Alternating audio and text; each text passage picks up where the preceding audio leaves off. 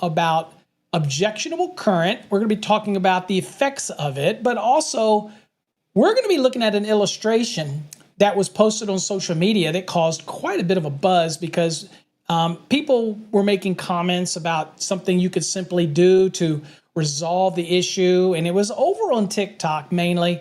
And again, it sometimes scares me, the level of commenting that people make on images, especially if they don't understand the National Electrical Code. So to that effort, we're going to try to clear this one up for everybody and kind of give you some insight into the problems with objectionable current, how you create objectionable current, how you mitigate the issue in the example that we're going to show. But more importantly, I think it's important to show what happens when you do an improper case to neutral connection on the load side of a service disconnecting means, like at a feeder panel, a feeder type load center, a remote distribution panel downstream. Let's say you have your panel in your garage and you have a basement and you're going to want to install a panel in your basement. Okay, you run 4 conductors to that. You isolate the neutral bus and you connect the equipment grounds to the enclosure, but you ran a separate equipment ground, 4 conductors, in order to make sure that you don't put neutral current on those metal parts. Now, we've been doing this now for quite a few cycles, and it's created a much safer environment so that we don't have what's called a case to neutral connection.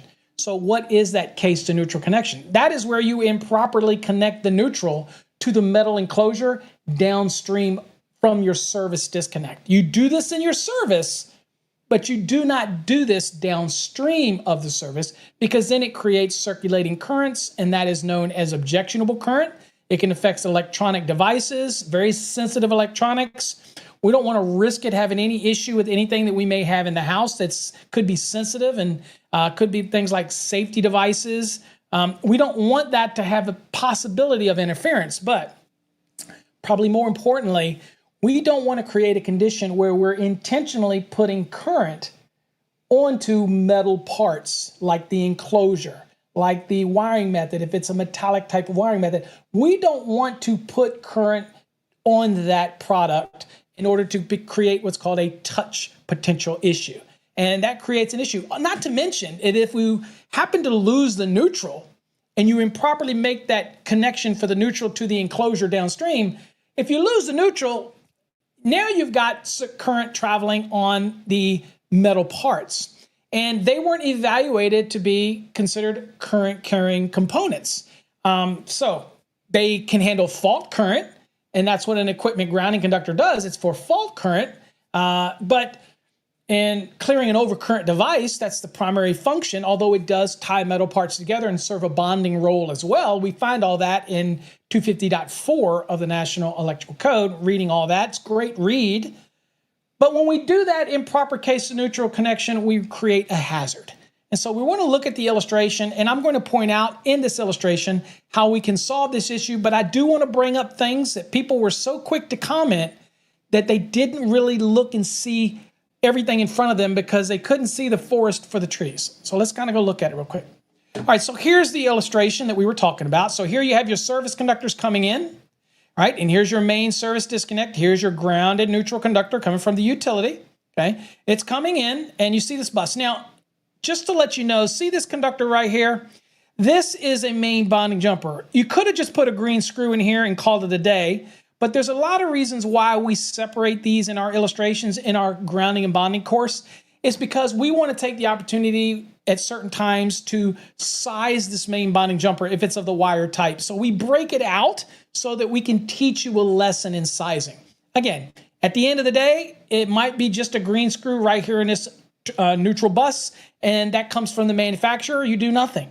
But we take every opportunity we can to try to break things out so that we can teach lessons on it. And that's what our grounding and bonding course over at fasttracksystem.com is all about.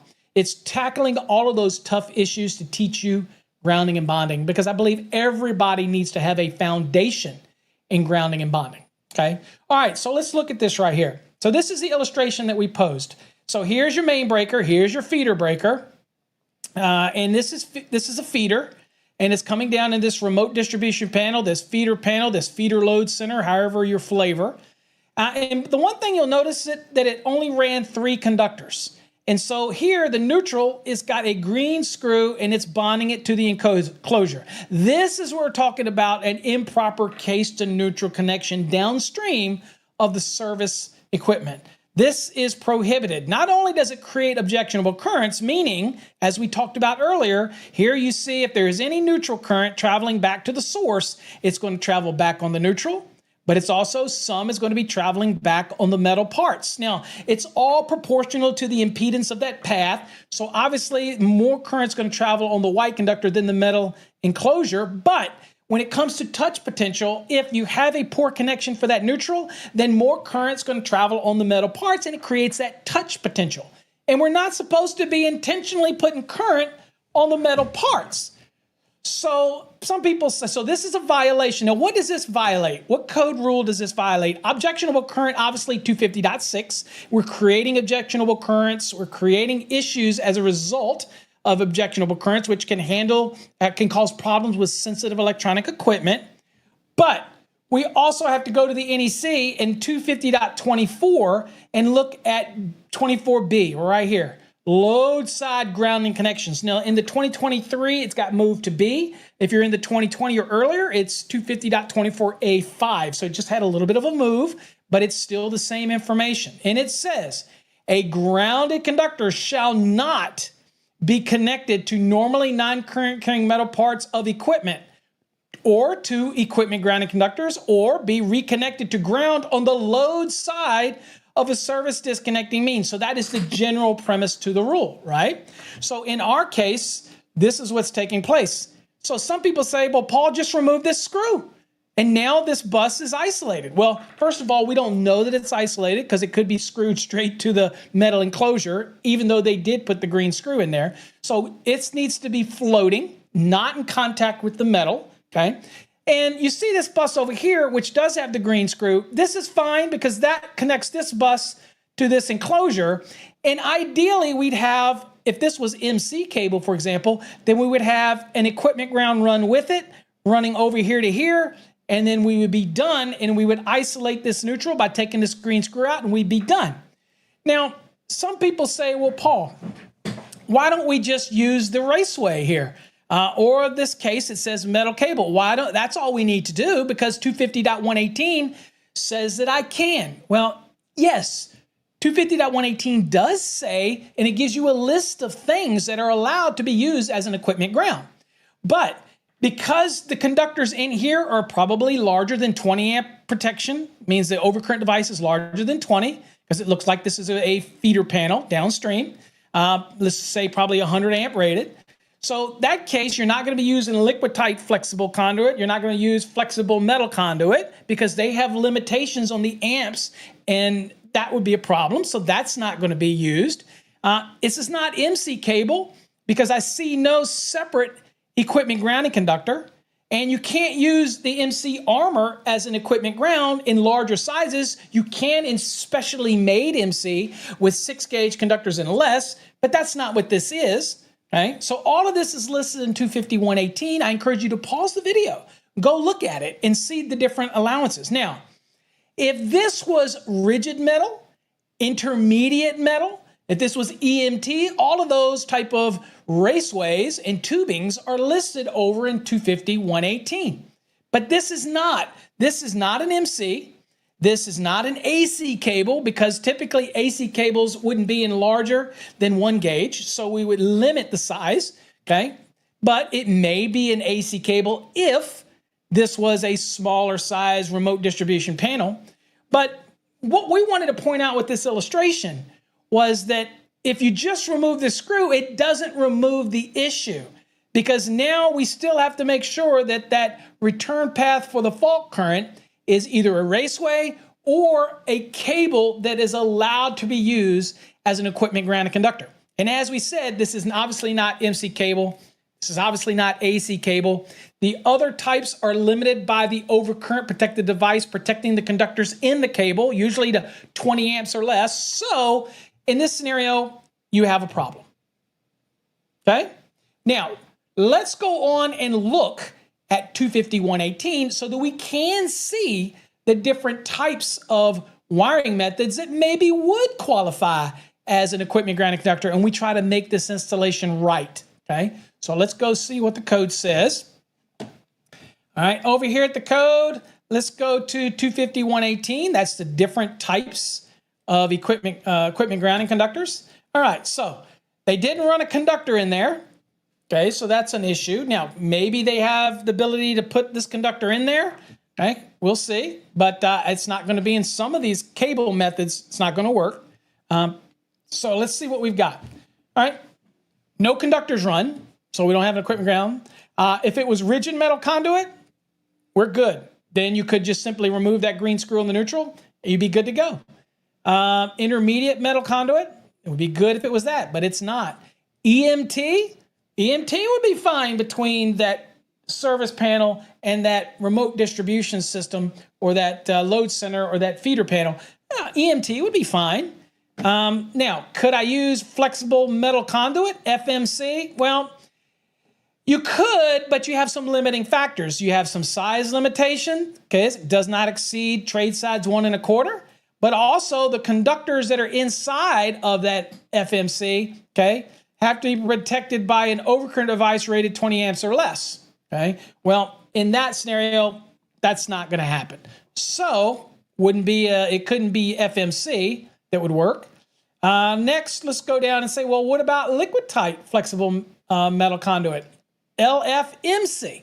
All right, well, you still have the same restrictions here, okay? It's for 3/8 through half, then it'd be 20 amps or less.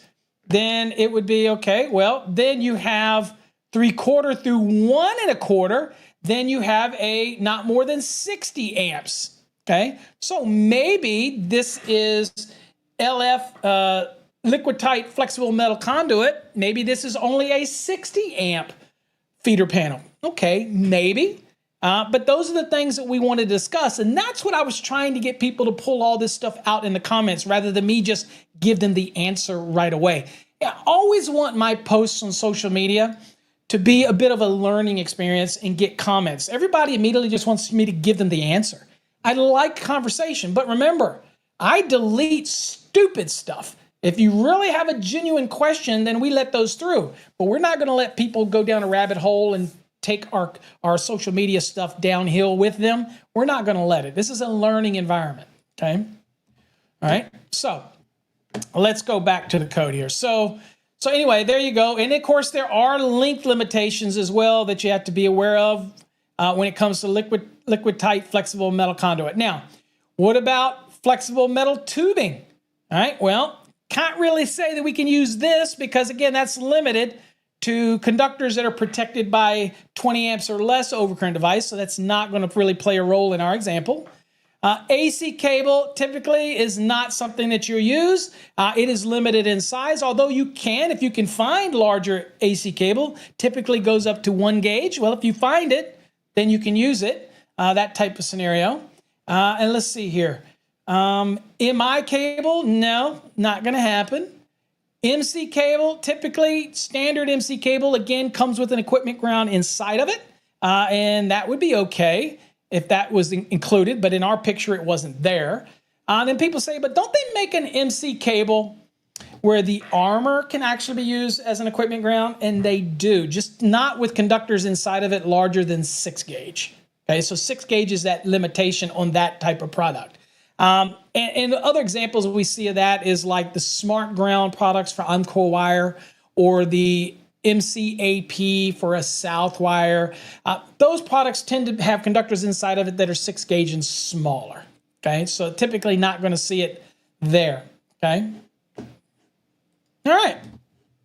What else? Okay, so cable tray, that's obviously not what's in our drawing. And of course, cable tray has to meet these requirements as well, has to be listed for use in grounding and bonding applications for those cable trays. They're out there. You just have to find them, but we don't have a cable tray in this image. And we certainly don't have a cable bus. We don't have anything like auxiliary gutters and things like that. And we're not talking about surface metal raceways. Okay, so absolutely not in this scenario. So right here, whether we can just remove this screw or not and make this compliant really gets into a deeper discussion on what type of wiring method we're using. And in this illustration right here, it's evident this is not going to be MC cable. And it's evident that this overcurrent device, whether you want to argue that or not, it's evident that we're not going to feed a panel like this with a 20 amp circuit. Now, could this be liquid tight flexible metal conduit and this be a 60 amp remote panel? Maybe. And if that's the case, okay, if you meet all those link limitations and follow those rules, then maybe you can get away from that. But other than that, you're going to be very limited in the application. Okay? So that was the whole purpose of the illustration, was not just to talk about the objectionable current, not just to talk about the improper case to neutral, but also what are your recommendations for fixing it? Well, in this case, you could remove this and put an MC cable in there with a properly sized equipment grounding conductor based on the size of the overcurrent protected device. Although UL 1569 already sizes the equipment grounds standardized for whatever the amps are of those conductors and whatever anticipated breaker they would be terminated. So you really don't control that with an MC cable. Although you can order MC cable with an oversized equipment ground and things like that if you want. It's just going to be a lot of lead time and probably going to cost you more. So off the shelf MC, the equipment ground's already going to be sized for you. All right, so important. So you do have some options. I encourage you, if you want to fix this situation, go and look at 250.118 and see if the wiring method that you're using, okay, actually qualifies as an equipment grounding conductor. If it does, then you do remove this screw, isolate this neutral bus, all right, and then you're all good to go. And then you would be okay. So that's the whole purpose of that illustration. And I do this a lot, folks. So I encourage you to follow me on my social media platforms, whether it's TikTok, whether it's Twitter, whether it is YouTube. All of them are at Master the NEC. So I encourage you to follow them because I don't always post the same content on every platform. So hopefully you got something out of it. And lastly, a lot of these videos will be exclusive over on Fast Trax Tube. I encourage you to go check out Fast Trax Tube. Here's a discount coupon right here so that you can get, what, 50% off your annual subscription to Fast Trax Tube. All right? All right, folks, I appreciate you. Thanks for watching, and hopefully you got something out of today's video. We'll catch you in future episodes.